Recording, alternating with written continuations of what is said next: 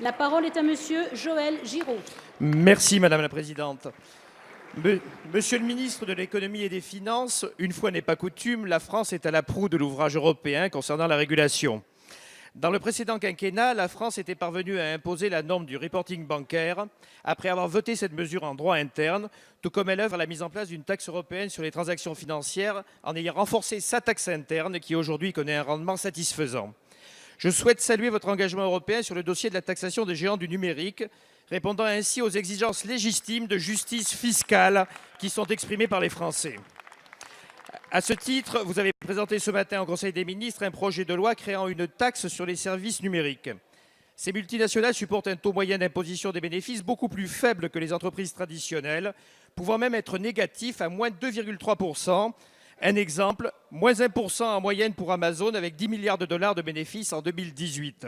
C'est donc peu dire qu'il est urgent d'agir. La taxe française s'inspire d'une proposition de directive qui s'inscrit dans un cadre balisé que j'ai pu aborder lors de la dernière conférence interparlementaire à Bruxelles. Elle concernera les services dans lesquels la participation des utilisateurs est essentielle à la création de valeur, le fameux travail gratuit. Monsieur le ministre, pouvez-vous nous garantir que cette taxe ne manquera pas sa cible et frappera bien les entreprises à forte empreinte numérique plutôt que nos start-up et licornes pour ne pas pénaliser un secteur stratégique en plein essor? Que répondez-vous aux critiques et menaces d'éventuelles mesures de rétorsion vis-à-vis des groupes français? Au-delà des inévitables ajustements techniques, et il y aura débat en commission et en séance sur les seuils d'assujettissement, les modalités de définition de l'assiette, quelle serait votre position sur la mise en place d'un barème progressif à l'image de celui de l'impôt sur le revenu? Enfin, pouvez-vous fournir à la représentation nationale des précisions sur l'état des discussions européennes, notamment sur l'établissement stable virtuel et des négociations à l'OCDE, notamment sur votre proposition d'un niveau minimum d'imposition que soutiendraient les États-Unis? Merci, monsieur le député. La parole est à monsieur Bruno Le Maire, ministre de l'Économie et des Finances. Oui, Madame la Présidente, Mesdames et Messieurs les députés, Monsieur le député Joël Giraud, 14 points. 14 points, c'est la différence d'imposition qui existe aujourd'hui en Europe entre les géants du numérique et les PME françaises ou européennes. 14 points de plus d'imposition pour les PME par rapport aux géants du numérique. C'est inacceptable, c'est injuste, c'est cette injustice que nous corrigeons avec la taxation sur les géants du numérique. Cette taxation, elle est simple. Elle ne va porter que sur les plus grandes entreprises, c'est-à-dire, pour répondre à votre question, les entreprises qui font 750 millions d'euros de chiffre d'affaires numérique dans le monde et 25 millions d'euros de chiffre d'affaires numérique en France. Le taux sera un taux unique à 3 %, par souci de simplicité et parce qu'un taux progressif aurait posé des difficultés juridiques importantes.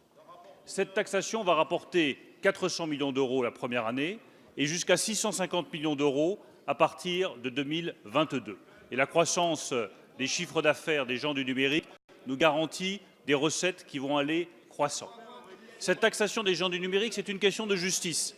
C'est aussi une question d'efficacité fiscale, car je ne vois pas comment est-ce que nous pourrons demain financer nos crèches, nos hôpitaux, nos collèges, nos lycées, nos services publics si nous continuons à taxer systématiquement les entreprises qui font le moins de profit et que nous laissons de côté les entreprises qui font le plus de profit. S'agissant du niveau européen, nous sommes aujourd'hui 23 États sur 27 à défendre cette taxation du numérique. 6 États européens ont décidé d'aller de l'avant.